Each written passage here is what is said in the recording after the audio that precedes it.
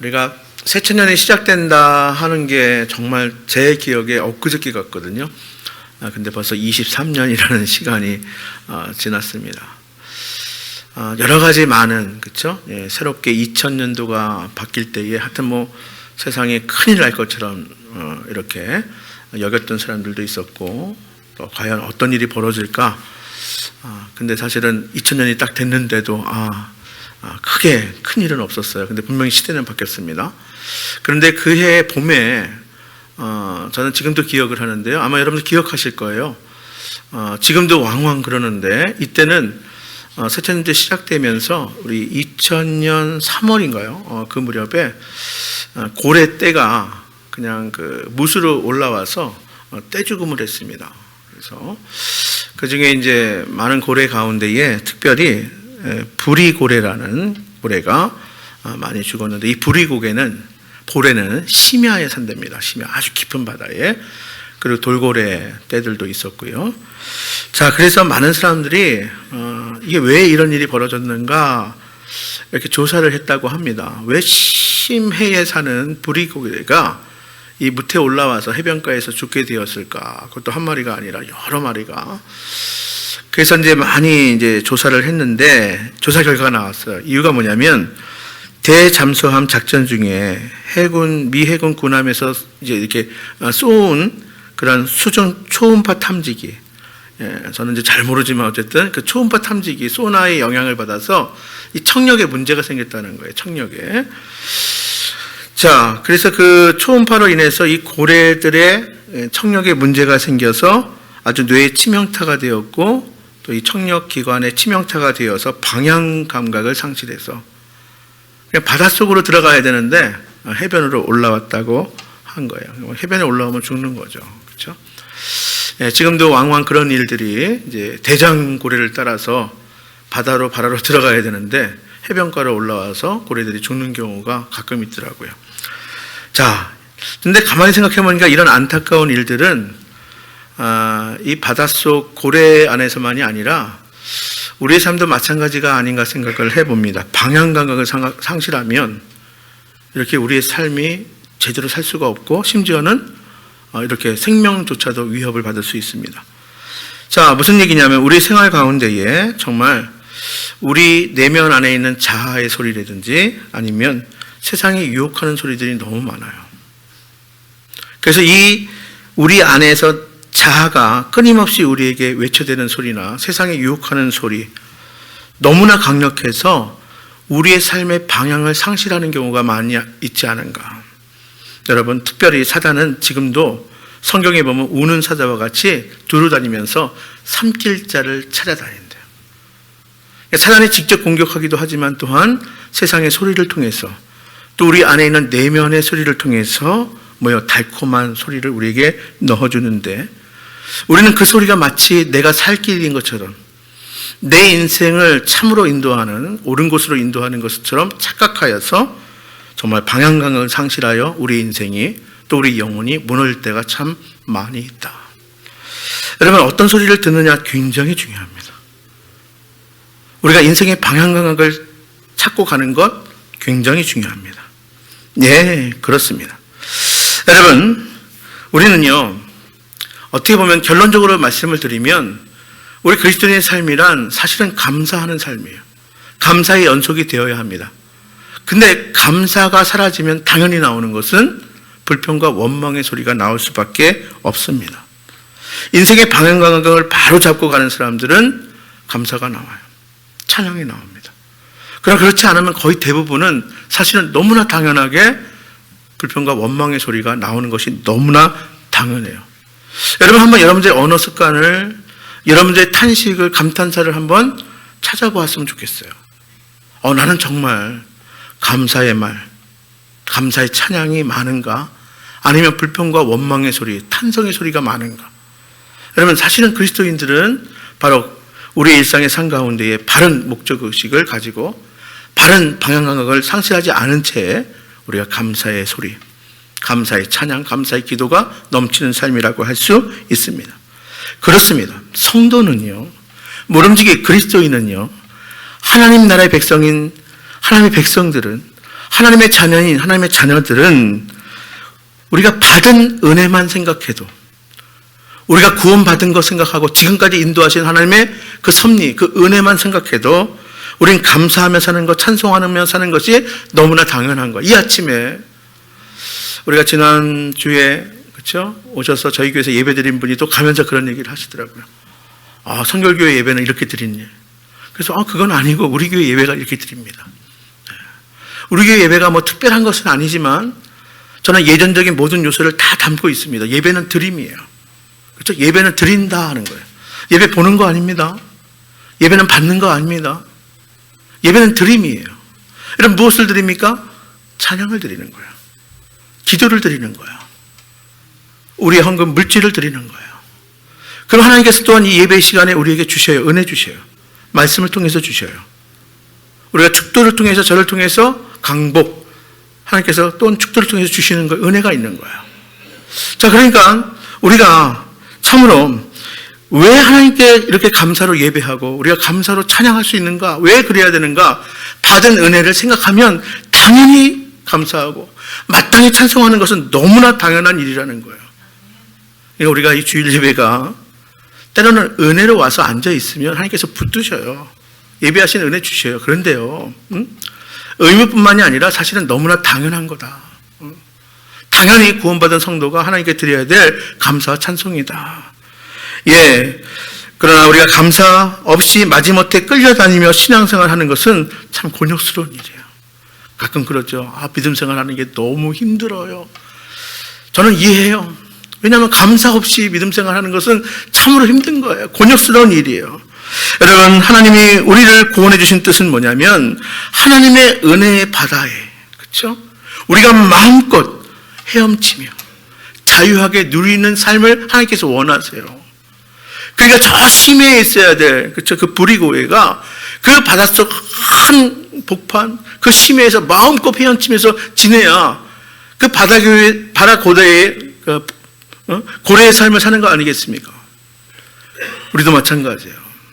하나님의 은혜 받은 성도들은 바로 하나님의 은혜의 바다에 하나님이 원하시는 모습으로 자유롭게 기쁨으로 헤엄치며 마음껏 누리며 사는 복된 성도들 다 될 수 있기를 바랍니다. 그러면 어떻게 해야 성도가 성도답게, 그리스도인이 그리스도인답게, 하나님의 백성이 하나님의 백성답게, 하나님의 자녀가 자녀답게 어떻게 하면 그렇게 살 수 있는가? 마음껏 자유를 누리고 열매를 풍성하게 맺고 살 수 있는가? 그래서 우리가 오늘 말씀 드린 거예요. 오늘 말씀을 통해서 이 한 사건을 통해서 우리가 다시 한번 깨달음을 얻어서 우리가 그런 성도답게, 그리스도인답게, 하나님의 자녀답게, 백성답게 살아가는 은혜를 우리가 받고 누릴 수 있게 되기를 바랍니다. 몇 가지 나눌게요. 첫 번째는 모든 사람이 예외 없이 은혜를 받았다는 거예요. 이것을 잊지 말아야 합니다. 뭐라고요? 모든 사람이 예외 없이 은혜 받았다는 거예요. 자, 여기 계신 모든 분들이 예외 없이 은혜 받았어요. 나는 아닌 것 같은데 그거는 내 생각이고, 모든 사람이 예외 없이 은혜를 받았다. 우리가 이것을 꼭 기억하셔야 돼요. 잊으면 안 됩니다. 예수님께서 사마리아와 갈릴리 사이를 지나시다가 예루살렘을 가는 길이었어요. 예루살렘을 가는 길에, 그렇죠? 사마리아와 갈릴리 사이를 그 사이길로 내려가시다가, 예루살렘은 수도니까 성경에 또 올라간다는 표현인데, 올라간다는 표현, 제가 가보니까 이게 뭐냐면, 지금 여러분들 예루살렘, 팔레스틴 가자지구, 그것 때문에 아마 그 지도가 많이 나올 거예요. 그렇죠? 이스라엘은 우리처럼 북에서 남으로 길게 펼쳐져 있습니다. 지중해를 이제 좌측에 끼고요. 그런데 예수님께서 지금 갈릴리와 사마리아 사이에, 사실 더 북쪽은 갈릴리야. 그래서 사마리아와 갈릴리 그 사이길로 지나가. 그 이유가 있어요. 유대인들은 사마리아 지역을 통과하지 않습니다. 차라리 우회 길을 택합니다. 예루살렘을 가시는 그 길에 한 마을에 들렸습니다. 거기서 10명의 나병 환자를 만납니다.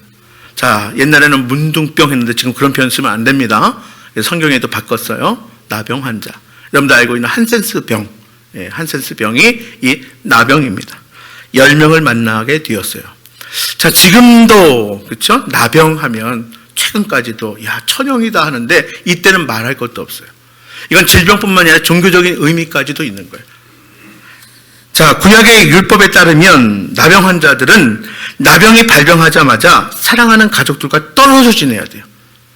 그러니까 자기 집에서 떠나야 돼요. 가족들을 만날 수 없습니다. 고향을 등지고 살아야 합니다. 행여 정상인들이 가까이 자기 있는 곳에 오면 뭐라고 외쳐야 하냐면 나는 나병 환자입니다. 나를 떠나세요. 나를 피해 가세요. 이렇게 해야 되는 거예요. 이렇게 외쳐야 하는 것입니다.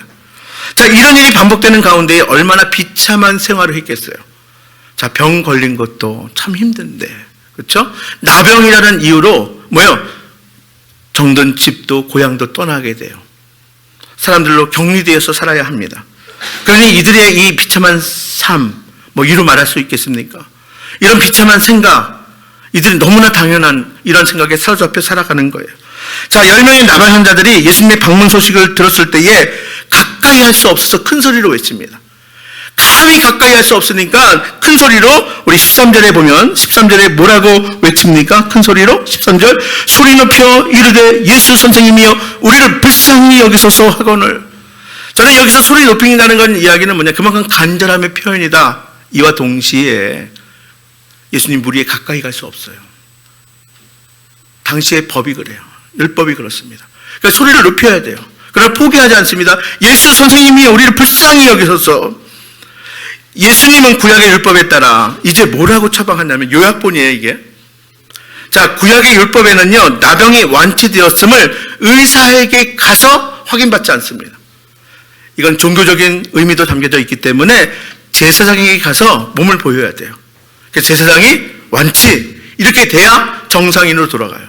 고향으로 돌아갑니다. 가족에게 품으로 돌아가게 되는 거예요. 그래서 예수님께서 하신 말씀이 뭐라고 말씀하시냐면 가서 제사장들에게 너희 몸을 보이라. 14절에 그런 연유예요. 제사장들에게 가서 너희 몸을 보여라. 이 얘기는 뭡니까? 한 사람 한 사람, 이 10명 예외 없이 다 한 사람 한 사람 불쌍히 여기시고 긍휼히 여기셔서 이들을 고쳐주셨다는 거예요. 그러니까 제사장에게 가서 너희 몸을 보여라. 아직 나병이 있는지 없는지 잘 모르지만 어쨌든 제사장에게 가는 그 중에 한 사람이 자기의 몸을 보니까 나병이 완치된 거예요. 완전히 깨끗이 병이 사라진 거예요. 자, 예수님께서는 이렇게 이 10명 예외 없어요. 10명 모두를 예외 없이 은혜를 받게 해주셨어요. 긍휼히 여겨주셨어요. 나병을 고쳐주셨어요. 자, 제사장에게 가서 너희 몸을 보이라. 너희 문제를 해결해 주겠다는 거예요. 그렇습니다. 지금까지 2000년 교회사에 얼마나 많은 사람들이 인생의 문제를 주님께 가지고 나와서 해결받은지 몰라요. 우리 인생의 수고의 짐, 인생의 문제를 예수님 앞에 가지고 나와 십자가 앞에 내려놓음으로 자유함을 누렸다는 이야기는 뭐냐면 그 문제가 해결됐다는 것을 의미합니다. 자, 말씀드린 것처럼 그들이 예수님의 말씀에 따라 길을 가는 동안에 나병이 깨끗이 치유함을 받았습니다. 여러분, 이렇게 우리는 알게 모르게 하나님의 은혜를 입고 사는 사람들입니다. 예외 없어요. 한 사람도 하나님의 은혜를 받지 못한 사람들은 없다는 거예요. 모두가 하나님의 은혜를 받은 자들이에요. 우리가 오늘 주일 아침 우리가 잠자서 일어나서 숨을 쉬는 순간에 여러분들 이미 하나님의 은혜를 받은 거예요. 오늘 이 자리에 나와서 이렇게 찬양하며 예배하는 것 하나님의 은혜를 받은 자들입니다. 우리가 하나님의 선택받고 구원받은 하나님의 백성 된 것 이미 우리는 예외 없이 하나님의 은혜를 받은 사람들이에요. 모든 사람들이 은혜를 받았으나 그러나 중요한 것은 뭐냐면 깨닫지 못하는 거예요. 눈이 멀어요. 마음이 다쳤어. 모든 사람들이 하나님의 은혜를 받았으나 깨닫지 못할 뿐이지 은혜 받지 못한 사람은 한 사람도 없다는 거예요. 여러분, 그렇습니다. 성경에 보면 영의 눈이 열리게 해주세요. 받은 은혜를 볼 수 있어야 돼요. 마음의 문이 열리게 해주세요. 하나님께 받은 은혜를 깨달을 수 있어야 돼요. 모든 사람이 하나님의 은혜를 받았다. 여기에는 한 사람도 예외가 없다. 여러분, 그렇습니다. 어떤 태도로 어떤 관점으로 접근하냐에 따라서 여러분의 삶이 바뀌어요. 심지어 여러분의 주변의 환경이 바뀌고요. 여러분들이 접하는 모든 사물이 달라질 수 있어요. 우리가 흔히 감사를 이야기할 때 그러잖아요. 여기 물잔이 있습니다. 어떤 사람은 반이나 남았네. 또 어떤 사람은 아유, 반밖에 안 남았네요. 무엇을 이야기하는 거예요? 내 태도, 내 관점에 따라서 똑같은 이 물 한 잔, 이것을 반밖에 내지는 반이나 이렇게 표현할 수 있다는 거예요. 그렇습니다. 어떤 태도, 어떤 관점을 갖느냐, 여러분 신앙생활은 다른 게 아니에요. 여러분 관점을 바꾸는 거예요. 여러분 태도를 바꾸는 거예요. 여러분 그리스도인 삶이란 다른 게 아니에요. 하나님 말씀, 이 성경의 가치대로 사는 거예요. 세상의 가치로 사는 것은 세상 사람들이 그렇게 사는 거예요. 이제 여러분들이 예수님 믿기로 했고 예수님 믿고 있고 하나님 나라의 백성이 되었다면 하나님 나라의 가치로 사는 사람들이에요. 말씀의 가치대로 사는 거예요. 하나님의 관점대로 사는 거예요. 예수님께서 원하시고 기뻐하시는 그 태도로 사는 것을 의미하는 거예요. 우리는 그냥 종교적인 예식을 하는 것이 결코 아니라는 사실이에요. 가치가 바뀌고 관점이 바뀌고 태도가 바뀌는 것이 바로 우리 그리스도인들의 신앙의 삶인 거예요. 여러분 조국에 대한 감사한 마음이 있을 때 그때서야 비로소 참된 국민이 되는 거예요. 배우자에 대해서는 마찬가지예요. 배우자를 내 인생의 기쁨으로 감사하며 바라볼 수 있을 때에 비로소 참된 배우자가 될 수 있는 거예요. 아내는 아내대로, 남편은 남편대로예요. 자녀들도 마찬가지입니다. 부모의 은덕, 그 사랑을, 부모님의 보살핌을, 감사한 마음을 가질 때에 효자가 되고 효녀가 될 수 있는 거예요. 여러분 교회도 마찬가지입니다. 교회의 한 멤버로 속해 있다는 것이 정말로 감사함으로 느껴질 때에 비로소 그 교회의 진정한 교인 될 수 있는 거예요. 우리 성도들도 이 복음에 대한 감격이 우리의 심령 깊숙한 곳에, 여러분들 인생 깊숙한 곳에부터 터져 나올 때 비로소 그리스도인다운 그리스도인, 성도다운 성도, 하나님의 백성다운 백성, 하나님의 자녀다운 자녀 되는 것이에요. 여러분 관점을 바꾸시기를 바랍니다. 태도를 바꾸시기를 바랍니다. 여러분의 삶의 가치를 바꾸셔야 돼요. 그래야 보입니다. 감사가 보입니다. 그래야 감사할 수 있는 거예요. 과거에 낮은 울타리에 실렸던 옷이 몸에 좀 낀다면 제가 이 글을 보고요 무릎을 친 기억이 있어요. 그래서 한번 검색해서 찾아봤어요. 근데 다 기억을 못해서. 옷이 몸에 좀 낀다면 제가 읽어드릴게요.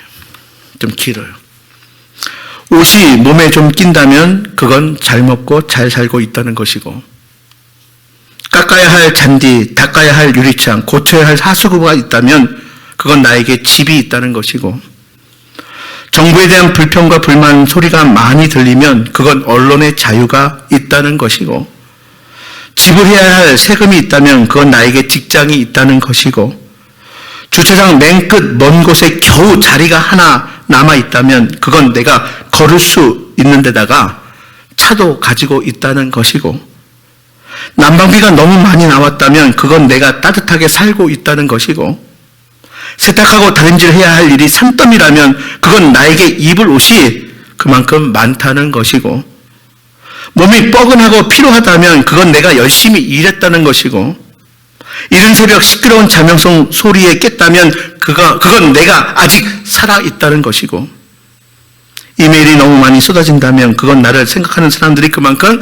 많다는 것이고, 모임을 하고 나서 치워야 할 게 너무 많다면 그건 친구들과 즐거운 시간을 보냈다는 것이고, 나에게 불만을 토로하는 친구가 있다면 그래도 그가 내게 친구로 가까이 있음이 아니던가요? 동감하십니까? 여러분, 첫 번째, 모든 사람이 예외 없이 은혜를 받았습니다. 두 번째는 오직 한 사람만 감사드렸어요. 여러분, 이를 주목하시기를 바랍니다. 우리가 이제 오늘 본문의 말씀이에요. 16절 말씀에 보면, 자, 한번 읽어볼까요? 시작. 예수의 발 아래에 엎드려 감사하니 그는 사마리아 사람이라. 10명 나병 환자 모두가 은혜를 받고 고침을 받았어요. 예외 없어요. 우리 이거 기억해야 된다 그랬어요. 그러나 우리가 주목할 한 사람이 있습니다. 10명이 나병을 고침받았는데 오직 한 사람만 돌아와 감사를 표현했어요. 여러분, 응답받은 사람은 많으나 감사로 열매 맺는 사람은 지극히 적다는 거예요. 10%. 10명 중에 한 사람만. 여러분, 90%의 다수입니까? 아니면 10%의 소수, 감사한 한 사람입니까? 여러분, 나이가 들면 골다공증으로 칼슘이 빠져나가요. 큰일 나요. 아마 젊었을 때는 다치지 않을 일을 나이가 들면, 그렇죠? 죽음의 충격으로도 골절이 됩니다. 우리 이정희 권사님이, 그렇죠? 발목 골절이 됐어요. 어려움을 당하게 되는 거예요. 이와 같아요. 마찬가지로 우리의 삶에 감사가 빠져나가면요, 여러분의 삶은 정말 무감각한 채로, 여러분의 삶에 감사가 다 빠져나가면 정말 여러분들의 신앙생활에 큰 치명타를 입을 수 있다는 거예요. 믿음의 각성에 눈을 뜰 수 있게 되기를 간절히 바랍니다. 오늘 본문에 나타난 한 무명, 이름도 나와 있잖아요. 한 무명의 사마리아 사람을 보면 여러분, 우리가 몇 가지 도전을 받을 수 있는데, 첫 번째는 자기의 병 나은 것을 보고 큰 소리로 감사를 드렸다는 거예요. 15절 말씀 함께 읽어봅니다. 시작. 그 중에 한 사람이 자기가 나은 것을 보고 큰 소리로 하나님께 영광을 돌리며 돌아와. 예수님의 제자들이 다 들을 정도로 큰 소리로 감사를 드렸어요. 우리가 주의 은혜를 받았다면 숨어서 예수 믿을 수는 없는 거예요. 복음을 깨닫고 십자가의 사랑을 우리가 경험했다면 여러분, 난 성격이 안 그래, 이렇게 할 수 없다는 거예요. 내가 숨어서 예수 믿을 수 없다는 거예요. 내 삶과 내 언어와 내 표정, 내 모든 삶의 영역, 이것을 통해서 가정생활, 직장생활, 이것을 통해서 우리의 믿음이, 우리의 감사가 표시될 수밖에 없다는 거예요. 다 들을 정도로, 예수님뿐만이 아니라 예수님의 제자들, 주변의 사람들이 다 들을 정도로 큰 소리로 감사했다는 거예요. 우리는 때때로 표가 날 정도로 감사해야 될 필요가 있습니다. 저는 추수감사절을 보낼 때마다 넘치는 감사, 여러분들이 표현할 수 있는 최대한으로 넘치게 감사할 수 있어야 돼요. 여러분, 동기는 순수해야 해요. 물론 순수해야 돼요. 그러나 순수한 동기가 결과로 표현되는 많은 사람들 다 알 수 있도록 나타낼 필요가 있다는 거예요. 저는 그냥 표 안 나게 할게요, 이럴 수 없다는 거예요. 보세요.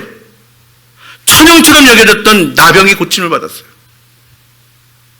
이 사마리아 사람 한 사람은 큰 소리로 예수님께 감사했다고 그랬습니다. 하나님께 영광 돌렸다는 거예요. 여러분, 전심으로 큰 소리로 감사를 드린 때가 과연 언제였습니까? 저는 너무 감사하고 다행인 게 뭐냐면, 우리가 맥주감사절 2년 전부터 지켰지만 이 추수감사절 큰 소리로 내가 넘치도록 감사할 수 있는 절기를 우리에게 주신 것이 얼마나 감사한가, 얼마나 다행인가. 여러분, 바로 이때가 그때임을 기억할 수 있기를 바랍니다. 그는 두 번째, 응답받은 즉시로 감사를 드렸어요. 자, 우리가 읽은 15절의 말씀에 보면 10명의 사람들이 가는 중에 한 사람이 돌아섭니다. 여러분, 이게 쉬운 것 같지만 쉽지 않아요. 10명이 다 은혜를 받았어요. 나병을 고침받았어요. 그런데 한 사람만 돌아와서, 여러분, 시류에 그냥 따라가는 건 쉬워요. 시류에 역행하는 게 쉽지 않죠. 돌아서는 게 쉽지 않은 거예요. 바람이 불면 부는 대로, 물결이 치면 치는 대로 사는 것 전혀 힘들지 않습니다. 어렵지 않습니다. 하지만 흘러가는 물을 역류하듯이 사는 것은 어렵지만, 부는 대로 살지 않고 역행하여 돌아서는 것 쉽지 않은 일이지만, 이 사마리아 사람은 주님께로 즉시 돌아섰다는 거예요. 여러분, 회개는 돌아섬이거든요. 근데 감사도 역시 마찬가지예요. 주님께로 돌아서는 거예요. 감사하기 위해서 주님께로 나오는 겁니다. 여러분, 미루는 감사는 변질되기 쉬워요. 아마 경험 많이 하셨을 거예요. 내가 조금 더 있다가 형편이 나아지면, 그런데 그게 제대로 그때만큼 그 감격을 감사할 수 있을까요? 그럴 수 없어요. 미루는 감사는 변하기 쉬워요. 변질되기 쉽습니다. 사마리아인은 즉시로 감사드렸어요. 세 번째로 그는 분위기에 편승하지 않았어요. 우리 16절 하반절에 보면 16절 하반절 한번 볼까요? 뭐라고 기록하냐면 그는 사마리아 사람이라. 그는 사마리아 사람이라. 유대인들이요, 예수님조차도 뭐라 그러냐면 이방인이라고 이야기해요. 전 참 놀라워요. 아니, 사랑의 예수님이 사마리아 사람. 그래서 절반은 유대인의 피가 섞여 있거든요. 근데 그 당시의 분위기가 뭐냐면 이방인보다 더한 취급을 받았어요. 예수님은 그것을 그대로 숨김없이 표현해 주신 거예요. 사마리아 사람을 차별한 것이 아니라 그대로 표현해 준 거예요. 근데 그는요, 다수의 주눅들지 않습니다. 이런 시대에 편승되지도 않습니다. 기준에 흔들리지도 않았어요. 유대인들도 돌아가는, 만나기를 꺼려하는 사마리아인이에요. 근데 그가 즉시로 예수님께 돌아섰습니다. 예수님 유대인이에요. 예수님의 제자들도 다 유대인이에요. 그 당시에 사마리아 사람들은 유대 사람들에게 경멸당하는 처지였지만 자신이 사마리아인이라는 그 사실 합리화시키지 않았어요. 내가 병고침을 받았지만 나는 나갈 수 없어. 저들이 날 만나주기를 원치 않아. 그걸로 합리화시키지 않았다는 이야기예요. 은혜의 힘이 환경을 이끌 때에 주체적인 신앙인으로 서게 됨을 기억할 수 있게 되기를 바랍니다. 분위기에 편승되지 않습니다. 시대의 처지에 탓하지도 않습니다. 마지막으로 이 사마리아인은 할 수 있는 최대의 감사를 드렸다는 사실이에요. 16절 말씀 우리 처음부터 한번 읽어볼까요? 16절이에요. 시작. 예수의 발 아래 엎드려 감사하니 그는 사마리아 사람이라. 예수의 발 아래 엎드려 감사하니, 이 말은 뭐예요? 즉시로 돌아왔을 뿐만이 아니라 바로 납작 엎드립니다. 예수님의 발 아래 몸을 던져 엎드려 감사했다. 여러분, 박수치면서 찬양도 하지만 예수님 앞에서 몸을 엎드렸던 이야기는 예수님께 진정으로 감사했다는 거예요. 아마 그가 돈이 있었으면 돈을 다 드렸을 거예요. 안 그러겠습니까? 명예가 있었으면 명예도 던져 드렸을 거예요. 그가 면류관을 쓰고 있었다면 면류관을 던져서 예수 발 앞에 내어 놓았을 것입니다. 할 수 있는 한 최대의 감사를 그가 드렸다는 사실입니다. 여러분, 감사할 때에 스스로 한계에 짓지 말고 넘치도록 할 수 있게 되기를 간절히 바랍니다. 여러분, 벼룩 이야기 아시죠? 벼룩이 그 튀는 능력이 대단하잖아요. 근데 이 벼룩을 통 안에 이렇게 두고 나서 뚜껑을 닫아 놓으면 계속 뛰다가 뚜껑을 벗겨도 거기까지밖에 안 되는데, 여러분, 우리는 넘치는 감사를 드릴 수 있어요. 근데 우리 스스로 제한합니다. 내가 할 수 있는 최대의 감사가 있는데도 불구하고 우리 스스로 한계를 짓습니다. 그래서 우리가 넘치는 감사를 못 드리는 거예요. 그러다 보니 하나님의 은혜와 축복을 우리가 제대로 경험할 수 없는 거예요. 여러분, 골로새 2장 7절 말씀에 그 안에 뿌리를 박으며 시험을 받아 교훈을 받는 대로 믿음에 굳게 서서 감사함을 넘치게 하라.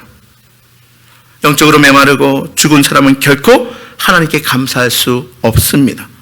영적으로 살아있는 사람은 언제 어디서든지 입술로, 또한 시간으로, 물질로 자신의 전 존재를 들여 하나님께 감사할 수 있게 되는 거예요.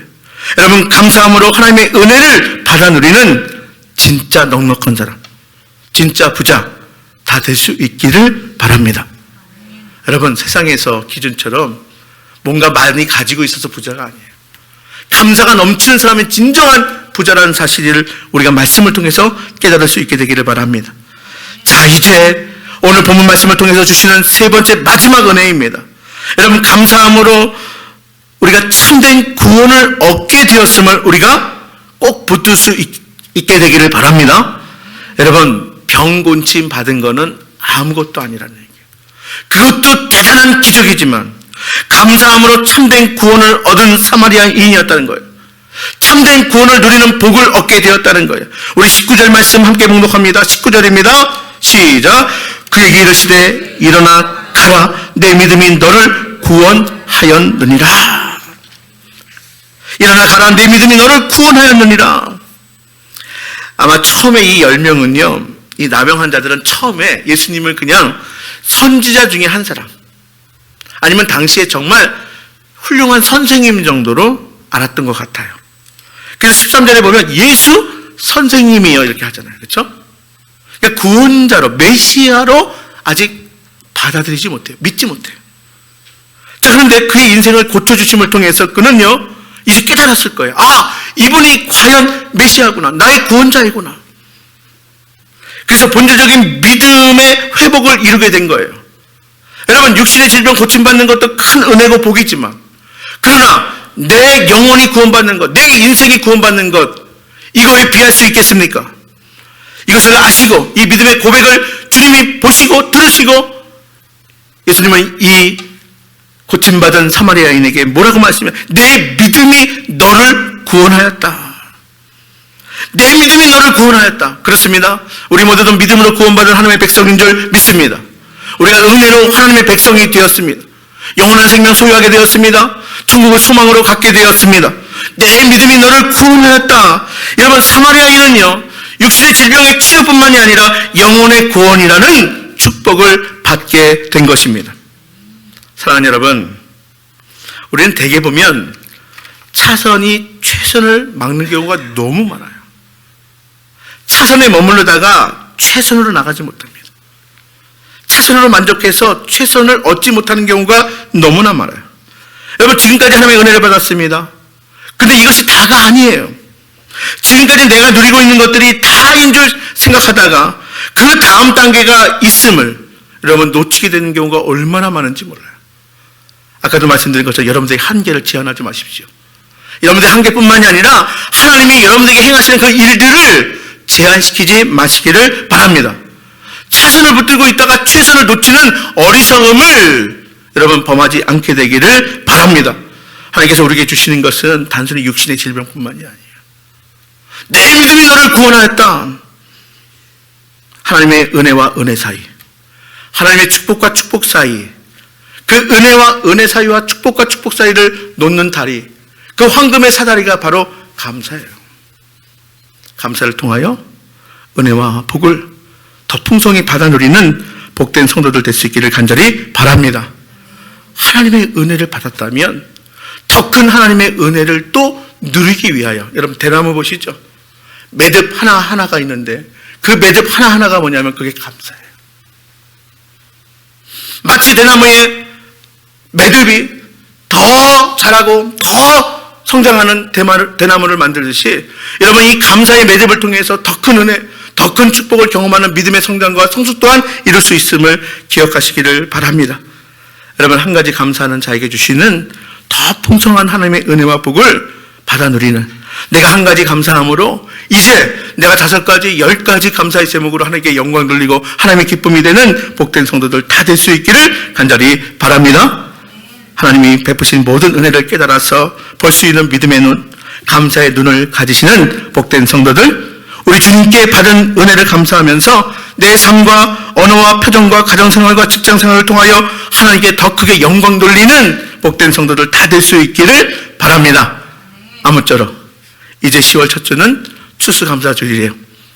여러분, 제가 아까 광고 안 했지만 이제 여기 앞에 감사의 메모, 그렇죠?